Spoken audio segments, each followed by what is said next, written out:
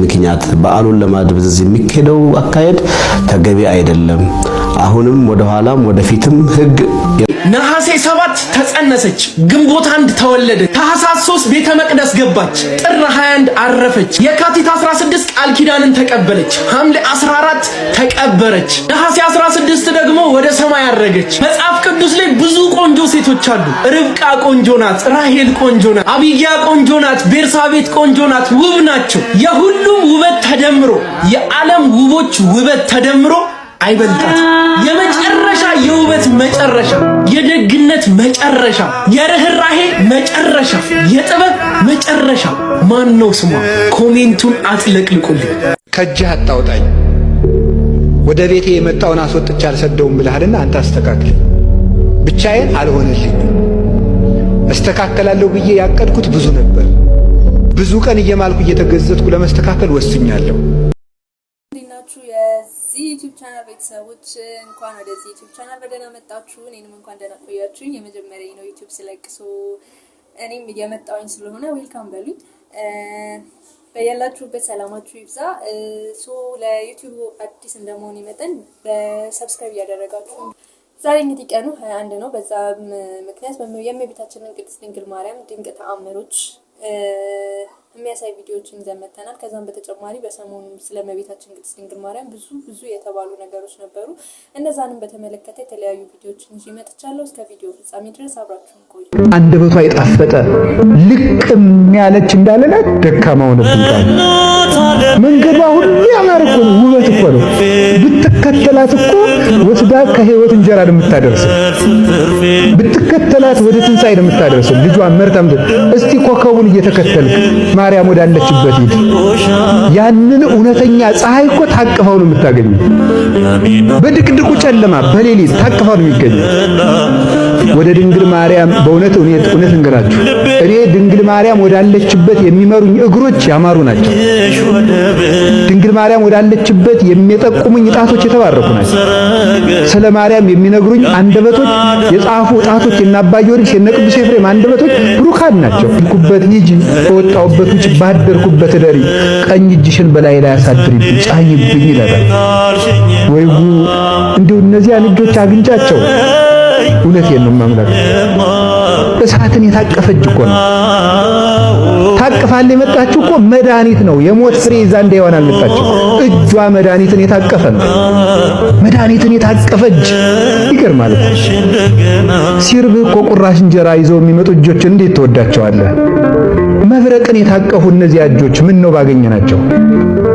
ትሕትናን የተመላች ወርቅ፣ አንደበቷ ክርክም ያለ ነውር የሌለባት በቤተ መቅደስ ውስጥ ተቀምጣ መልአክ እያነጋገራት ትዕቢት የሌለባት ጥበብን የተመላች እወቁኝ የማትል አንደበቷ እንደ እንኮይ የሚያምር በእሾህ መካከል አበባ የተገኘች የሃይማኖት አበባ ማዛ ብቻ ያላት እሾሁ ግን የሌለባት የመካከለኛዋ ውብ ጽጌረዳ እመቤታችን ነው።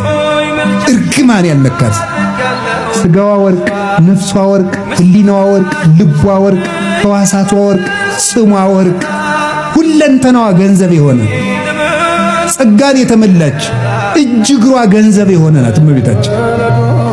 አይኗ ንጹሕ፣ ጴጥሮስ ተሳሳተ ተብሎ ተጽፏል። ሐዋርያት ተበተኑ ተብሎ ተጽፏል። አብርሃም በደለ ተብሎ ተጽፏል። ማርያም ይህን አረገች ተብሎ ተጻፈ። ወዳጄ ሁለንተናሽ ውብ ነው፣ ምንም ነውር የለብሽም ብሏታል ልጇ ሰሎሞን። እንግዲህ አባታችንን ቃለ ሕይወት ያሰማልን፣ የአገልግሎት ዘመናቸውን ይባርክልን። ስለ እመቤታችን ቅድስት ድንግል ማርያም ድንቅ የሆነ ትምህርት ሰጥተውናል። ብዙዎቻችን እንደተማርንበት ተስፋ አደርጋለሁ። እስቲ አስተያየታችሁን ኮሜንት ላይ ጻፉልኝ። እንግዲህ ቤተሰቦች አሁን ደግሞ ወደ ቀጣይ ቪዲዮ እናልፋለን። ቀጣይ ቪዲዮአችን የሚሆነው እንግዲህ በመስቀል በዓል ጊዜ ምስለ ስዕል ይዛችሁ አትጡ ብለው የተናገሩ አንድ አባት ነበሩ። እኚሁ አባት እንግዲህ ምላሽ ሰጥተዋል በሌላ ቪዲዮ። እሱን ቪዲዮ ደግሞ ተከታትለን እንመለሳለን። አብራችሁን ቆዩ። እኔ መልእክቱን ያስተላለፍኩትን ለበጎ ዓላማ ባላንስ አርጌ ግራና ቀኝ ሁሉንም እንደሚመጥን አርጌ የተናገርኩትን ነገር ከነዛ ውስጥ ቅንጭብ እያደረጉ እያወጡ ያን መልእክት ለሌላ ፍላጎት እንደየስሜታቸው ስለለቀቁት እዛም ላይ ሙሉ ኢንተርቪው ላይም አይታችሁት እንደሆነ ይሄን ሙሉውን እዩት ብዬ ግብዣዬን ሰጥቻለሁ። እየቆራረጣችሁ ግን ለተለያየ ዓላማ እንዳታውሉት የሚል ተናግሬያለሁ። ይህ ማለት ደግሞ ያልኩት ነገር አልቀረም። አሁን ለሚፈልጉት ዓላማ በተለይ ከፊት ለፊታችን የሚመጣው የጌታችን የአምላካችን የመድኃኒታችን ኢየሱስ ክርስቶስ መስቀል የተገኘበት መስቀልን የምናከብርበት በዩኔስኮ የተመዘገበ ታላቁን በዓል የምናከብርበት ይህ በዓል ደግሞ የኢትዮጵያ ኦርቶዶክስ ተዋሕዶ ቤተክርስቲያን ትልቁ በዓሏ ነው። የአደባባይ በዓል ከተባሉት አንዱ ነው። ስለዚህ በዚህ በዓል ላይ ደግሞ ሆን ተብሎ በዓሉን ለማደብዘዝ በዚህ መግለጫና በዚህ ምክንያት በዓሉን ለማደብዘዝ የሚካሄደው አካሄድ ተገቢ አይደለም። አሁንም ወደ ኋላም ወደፊትም ሕግ የራሱ መንገድ አለው፣ የራሱ አካሄድ አለው። በራሱ መንገድ አሁንም እየሄዱበት እንደሆነ ከሕግ አካላትም ሰምቻለሁ። በሕግ መንገድ ሁሉን ጥያቄያችንን እንጠይቃለን። ከዚህ በፊት እንዲያደርጉልን እንደነበረ አሁንም እያደረጉ እንደሆነ አውቄያለሁ። በዚህ መሰረት ማንኛውንም ጥያቄ ካላችሁ በአካልም በስልክም ደውሎ መጠየቅ ይቻላል። ከዛ ውጪ ግን በተለይ የእመቤታችንን ስዕል ይዘን ያለታ በመስቀል አደባባይ ከሚል ከዚህ ጋር አገናኝቶ አንድ ላይ ለማድረግ የሚሞከረው ነገር ሁሉ ህገወጥነት ነው። በዛ ቀን የምንሄደው መስቀል በዓል ለማክበር ነው። የመስቀል በዓል ደግሞ የምናከብረው በዛ ቦታ ላይ እንደሚታወቀው የቃለ እግዚአብሔሮች ይደርሳሉ፣ መዝሙሮች ይደርሳሉ። በስተመጨረሻ ደመራ በሚለኮስበት ሰዓት ግን ሁሉም ጧፍ ተሰጥቶት በጧፉ የመስቀሉን ብርሃን ደመራው ለመለኮሱ የሚያበስር ጧፎች ለእያንዳንዱ ይል። ከዛ ውጪ ግን ምንም አይነት ነገር ቲሸርት፣ ምንም አይነት ነገር ምልክት የሚያሳይ ነገር ይዘን እዛ ቦታ ላይ እንዳንገኝ። በተለይ የእመቤታችን ስዕል ይዘን ወጣን ማለት ራሳችን የእመቤታችንን ክብር እንደማሳጣት ነው የሚቆጠረው። ስለዚህ ስዕሉንም እኛ አክብረን በደንብ አድርገን ለእመቤታችን ያለን ክብር፣ ለእመቤታችን ያለን አመለካከት ትላንትና በተናገርኩት ልክ ነው። እመቤታችን ድንግል ማርያም ለኛ ማንነታችን፣ ውበታችን፣ ክብራችን፣ አለኝታችን ናት። ስለዚህ በእመቤታችን ምንጊዜም ቢሆን አንደራደርም። ነገር ግን ከማይመለከተው ከበዓለ መስቀል ላይ በዛ ቦታ ላይ ስዕል ይዘን እንገኝም ብሎ የሚቀሰቀሱ ቅስቀሳዎች ተገቢ ባለመሆናቸው የራሳችንን በዓል የሚያደበዝዝም በመሆኑ ሁሉም ወጣቱ ተናቦ ከዚህ በፊት እንደነበረ ሁሉ በዓላችንን በሰላም በፍቅር በጤንነት እንድናከብር ጥሬን አስተላልፋለሁ። እየቆራረጣችሁ ለምትለቁትም ምንም የሚጠቅም ነገር ስለሌለ ከለቀቃችሁ ሙሉ ሐሳቡን ልቀቁት። ካልሆነ ግን ለተለያየ ፖለቲካ ፍጆታ ሲባል እየተቆረጠ ከማይመለከተው ጋር እየተቆረጠ የሚለቀቀው ነገር ሌላ መልእክት ስለሚሰጥ ከወዲሁ እንድትቆጠቡ በእግዚአብሔር ስም እያሳሰብኩኝ። መስቀሉ ጌታን የተሸከመው ለ3 ሰዓት ነው። 9 ወር በ5 ቀን ከማህፀኗ የተሸከመችው እናቱ ተአምር አደረገች ቢባል ይደንቃችኋል? እኔ በጣም አንድ ነገር ልንገራችሁ ክርስቲያኖች፣ በእመቤታችን ዙሪያ ተአምር ተደረገ ብላችሁ አትደነቁ። እሷ ራሷ ተአምር እኮ ናት። እሷ ራሷ ብቻዋን የምታረገው ነገር አይደለም። እሷ ተአምር ናት እኮ። ረሳችሁት እንዴ? ትንቢተ ኢሳይያስ ምዕራፍ 7 ቁጥር 14 ላይ እኮ ድንግል በድንግልና ጸንሳ በድንግልና ትወልዳለች፣ ስሙንም አማኑኤል ትለዋለች። ትርጓሜውም እግዚአብሔር ከኛ ጋር ሆነ ብቻ እኮ አይልም። እነሆ እግዚአብሔር የዘመኑ ፍጻሜ በደረሰ ጊዜ ምልክት ይሰጣችኋል ነው። እስኪ ምልክት ይሰጣችኋል በሉ። ምልክት ማለት በግዕዝ እኮ ተአምር እኮ ነው። የዘመኑ ፍጻሜ በደረሰ ጊዜ ላይ ያየናት ተአምር እሷ እኮ ናት። ሌላ ነገር አትፈልጉ ክርስቲያኖች፣ እውነቴን ነው የምላችሁ። እሷ ራሷ ተአምር ናት። እሷ ልታደርገው ስለምችለው ነገር ታስባላችሁ? እሷ ራሷ መኖሯ ተአምር ነው። መራመዷ እዚህ መሬት ላይ ድንቅ ነው። መወለዷ ለዚህች ዓለም በጣም የማይመጥን ነገር እኮ ነው። እንደው እግዚአብሔር ለኛ ድህነት አስቦ ካልሆነ በቀር። አባታችን ባለፈው በተናገሩት ንግግር ላይ የሰጡን ምላሽ ይህንን ይመስል ነበረ። እናንተም አስተያየቶቻችሁን ከስር ኮሜንት ላይ ያስቀምጡልን። በዚህ ጉዳይ ምን ትላላችሁ? በተጨማሪ ደግሞ ዲያቆን ዘላለም ስለ እመቤታችን ቅድስት ድንግል ማርያም በኦርቶዶክሳውያን አይን ምን ትመስላለች የሚለውን በደንብ ያብራሩልን ይመስለኛል። በደንብ ገልጸውታል። እንግዲህ ወደ ቀጣዩ ቪዲዮ እንላለን። ወይን እኮ የላቸውም አለች። ይህን ጊዜ ክርስቶስ አንቺ ሴት ካንቺ ጋር ምን አለኝ? ጊዜ ገና አልደረሰም። ብዙ ሰው ያሰናከለ ቃል። አንዳንድ ሰዎች ክርስቶስ እናቱን ነቀፋት ይላል። እንኳን ክርስቶስ እኔ ኃጢአተኛው እናቴን ሰው ፊት አልነቅፍም። እናትን አባትን አክብር ያለ አምላክ ይቅርና፣ ግን አንቺ ሴት ካንቺ ጋር ምን አለኝ ምን ማለት ነው? የለመንሽኝን ነገር እንዳላደርግልሽ ከአንቺ ጋር ምን ጸብ አለኝ ማለት ነው። በምን አወቅን? በመጽሐፍ ቅዱስ አንዲት ሴት በዚህ በመጽሐፈ ነገሥት ምዕራፍ 17 ላይ ኤልያስ የተባለ የእግዚአብሔር ነቢይ በቤቷ እንግዳ አድርጋ ተቀበለች።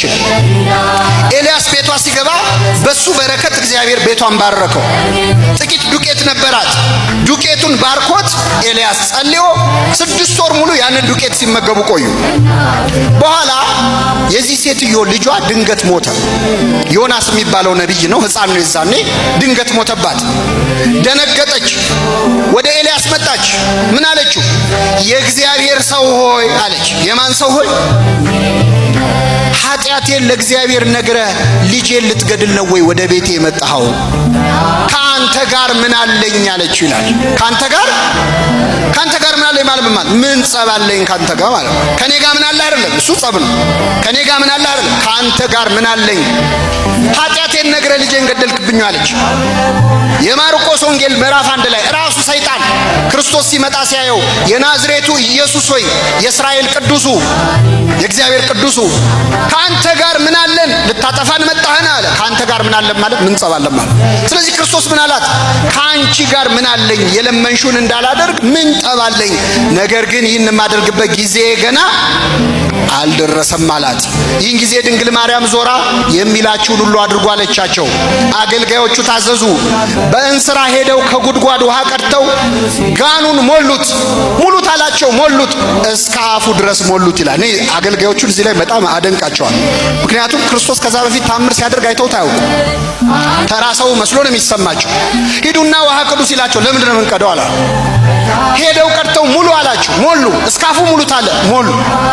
ይህን ጊዜ ክርስቶስ ወይ ውሃው ላይ አልጸለየ፣ ወይ እጁን አልነከረበት፣ ወይ አላማተበበት። አንድ ቃል ካፉ ሳይወጣ ያንን 6 ጋን ውሃ እጅግ ድንቅ የሆነ የወይን ጠጅ አደረገው አምላካችን። ቅዱና ስጡን ለአሳዳሪው አላቸው። ሰጡት። በቀመሰ ጊዜ አሳዳሪው አደነቀ ይላል። ምን አይነት የወይን ጠጅ ነው ብሎ አደነቀ። ይሄ ምን አይነት መሆኑን የምታውቁት አሁን ብዙ ጊዜኛ መጠጥ የምናደንቀው ጠጥተን አናታችን ላይ ሲወጣ ነው። እቺ ነገር ኃይለኛ ነች የምንለው። እሱ ግን ምን ባለ ጊዜ አደነቀ? በቀመሰ ጊዜ። ይሄ ማለት የክርስቶስን ስራውን ስትቀምሰው እስከ ዛሬ የጠጣኸው ነገር ያስጠላል፣ ቅራሪ ይመስላል። ለካ የእግዚአብሔር ስራ እንዲህ ነው ትላለህ። በዚያ ሰርግ ቤት ክርስቶስ ውሃውን ወይን አድርጎ ከመዋረድ አዳናቸው። አሁን ስለ ጠጅ እየተወራ ይመስላችኋል? አይደለም። ቤተክርስቲያናችን የትርጓሜ ቤተክርስቲያን ናት። ክርስቶስ ስለ ጠጅ አይደለም ይህንን ተአምር የሰራው። በወንጌልም የተጻፈው ጠጅ ስለሆነ ብቻ አይደለም። በሶስተኛው ቀን በቃና ዘገሊላ ሰርግ ነበረ ማለት ሶስተኛው ቀን የተባለው ዘመነ ወንጌል ነው። የመጀመሪያው ዘመን ዘመነ አበው፣ ሁለተኛው ዘመን ዘመነ ነቢያት፣ ሶስተኛው ዘመነ ወንጌል ነው።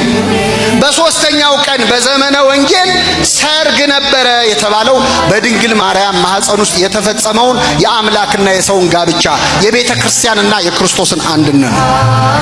ከሶስቱ ቀን በፊት የኢየሱስ እናት ቀድማ በዚያ ነበረች የተባለው ከዘመነ ወንጌል፣ ከዘመነ ነቢያት፣ ከዘመነ አበው በፊት ድንግል ማርያም በአምላክ ሕሊና ታስባ ትኖር ነበር። ሶስተኛው ቀን ማለት ወንጌል ነው። ድንግል ማርያም ሽማግሌ እንደሚላክ እግዚአብሔር ገብርኤልን ሽማግሌ አድርጎ ልኮ ይሁንልኝ አሰኝቶ በማህፀኗ ውስጥ አምላክና ሰው ጋብቻ ፈጸሙ። የተጋቡት ክርስቶስና ቤተክርስቲያን፣ ትስብእትና መለኮት፣ ሰውና አምላክ፣ ፈጣሪና ፍጡር ናቸው። በድንግል ማርያም ማህፀን ሰርግ ሆነ። እሷ ሰርግ ቤት ነች። ከብካብ ንጹህ እንላታለን። ንጽሕት የሰርግ ቤት ናት። በእሷ ማህፀን ውስጥ አምላክና ሰው ተጋቡ፣ ሰርግ አደረጉ። የሙሽራና የሙሽሪቱ ቤተሰብ እንደሚኖሩት በሰርግ ላይ ሰውና አምላክ አብረው ዘመሩ። ሰውና መላእክት አብረው ዘመሩ ስብሐት ለእግዚአብሔር ብለው። ሰርጉ የተካሄደው በድንግል ማህፀን ነው። 9 ወር በማህፀኗ ውስጥ ተሞሸረ እግዚአብሔር። ሰውና አምላክ አንድ ሆኑ። እንግዲህ ወንድማችን ዲያቆን ሄኖክ ስለ እመቤታችን ቅድስት ድንግል ማርያም ድንቅ የሆነ ትምህርት አስተምሮናል። ቀጣዩ ቪዲዮአችን የሚሆነው ደግሞ በስውሯ ማርያም እንደሚታወቀው ብዙ ተአምሮች ይሰራሉ። ከነዛም ተአምሮች መካከል አንዱን አንድ እህታችን ታጋራናለች። እሱን ተከታትለን እንመለስ። ሁለቴ ልጅ ጠፍቶብኛልና አንድ ቀን የአንገቴን ክር በጥሼ አንቺም ልጅሽም የላችሁም አልኩኝ። ከዛ በኋላ ግን ለማርያም ነገርኳት፣ ለአርሴማ ነገርኳትና ሴት ልጅ ሰጠችኝ። አንድ ልጅ አለ ዲያቆን እና ገዳም ስውሯ ማርያም ሄደሃል ስለው አይ ወንድሜ ሄዷል አለኝ። በቃ እምነቷን ካገኘክ ስጠኝ፣ እንዲህ በጣት የምትቆነጠርም ቢሆን አደራህን አልኩትና የዛሬ ዓመት ነው አስታውሳለሁ፣ ሐምሌ ውስጥ ነው። ከዛ ነሐሴ ጾም ገባ። በጣም ከምነግራችሁ በላይ ለጣት ማንሳት የሚከብድ ቂቤ ነው የሰጠኝ። ምንም ነገር አላደረኩም፣ ሆዴን የተቀባሁት። ብዙ ጊዜ ሐኪም ቤት ሲሄድ የቀይ ማህፀንሽ ውሃ አለው ነበር የምባለውና አንቺ የሞት ደብዳቤ የምትገለብጪ እናት ነሽ፣ አንቺ ልጅ አርጊው አልኳት። ልጅ ስታረጊው ግን እኔ ወንድም ስለሌለኝ ለልጄ ሴት ስለሆነች ወንድም ስጫት አልኩኝ። እውነት እላችኋለሁ አልትራሳውንድ ላይ ወንድ ነው ሲለኝ መናገር ነው ያቃተኝ እና ይሄን አድርጋልኛለችና አመስግኑልኝ። አመስግኑላት፣ ከፍ አድርጋችሁ አመስግኑ። እንግዲህ ተመልካቾች ስለ ስውሯ ማርያም ተአምር ተከታትለን ተመልሰናል። በእውነቱ እመቤታችን ቅድስት ድንግል ማርያም ከዚህም በላይ ብዙ ተአምሮች ትሰራለች። ቀጣዩ ቪዲዮአችን የሚሆነው እንግዲህ በመምህራን ዘንድ እመቤታችን ቅድስት ድንግል ማርያም ምን ትመስላለች የሚለውን እንዴት መምህራን ገልጿታል የሚለውን አይተናል። ቀጣይ ደግሞ በገጣሚያን አንደበት እመብርሃን እንዴት ትገለጻለች የሚለውን አይተን እንመለሳለን። ተከታተሉ። ባልችል እንኳን ለመረዳት ውስን አቅሜ ባይደላደል የቃልሽን ቅንጣት እንኳን አስተምሪኝ የኔ ፊደል። ሐሜት ስድብ ሲፈራረቅ አንደበቴን አገለማው፣ በትህትናሽ እንድሰበር ጸሎትሽን አንዴ ልስማው። ችሎ ሰማይ አያንኳኳም ልመናዬን ትቢት ገሎት፣ መልእክተ ሕይወት በረከቴ አስተምሪኝ አንቺን ጸሎት። ዝምተኝት ባለቅኔ አረጋዊት ብላቴና፣ ለደረቁ ሕዙን ነፍሶች ሰማያዊት ነፍሰመና። ሺ ችግሬ ልተነትን አገላለጽ አላሰላም፣ ብኩል ልቤን ያሳርፋል የመቅደስሽ እጹብ ሰላም። ማህፀንሽ ፍሬ ድነት የእርቅ ጸበል ፈሶበታል፣ እንዴት ፍጥረት ፍጹም ወርዶ ስለ ክብርሽ ይሟገታል። እናትዬ እመምህረት የተስፋ ስም የሕይወት ቃል፣ ማረፊያውን ላንቺ ትቶ ከሲኦል በር ማን ይወድቃል?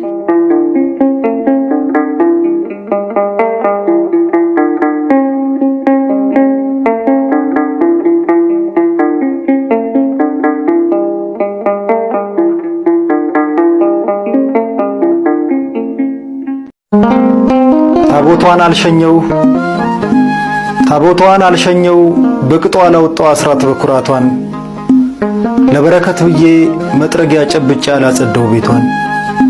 ብቻ ግን እንዲሁ ዝናብ ሲመጣብኝ ልጠለላት ገባው፣ እግሯ ስር ወድቄ ከዶፍ የመረረ ሐዘኔን አነባው። ብቻ ግን እንዲሁ ፀሐይ ሲከርብኝ አጸዱ አስጠለለኝ፣ ቀና ብዬ አየኋት እነኋት ካለም ግለት ይልቅ ጸዳሏ አቃጠለኝ። ለምን አለቀስኩኝ እንደ ፈሪ ምርኮ ፊቷ ተንበርክኬ፣ ከቅጥሯ በፊት ሐዘን ያጠላበት ምን ነበር ታሪኬ፣ ምን ነበረ መልኬ።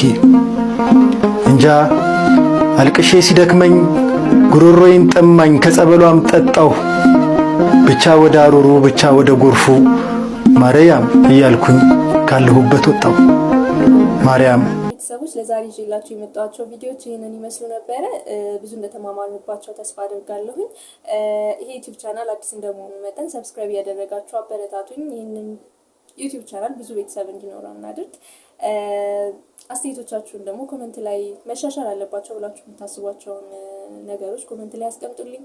መበረታታት ያለባቸውን ነገሮች እንዲሁ ኮሜንት ላይ ያስቀምጡልኝ። በእናንተ አስተያየት እንቀጥላለን ማለት ነው።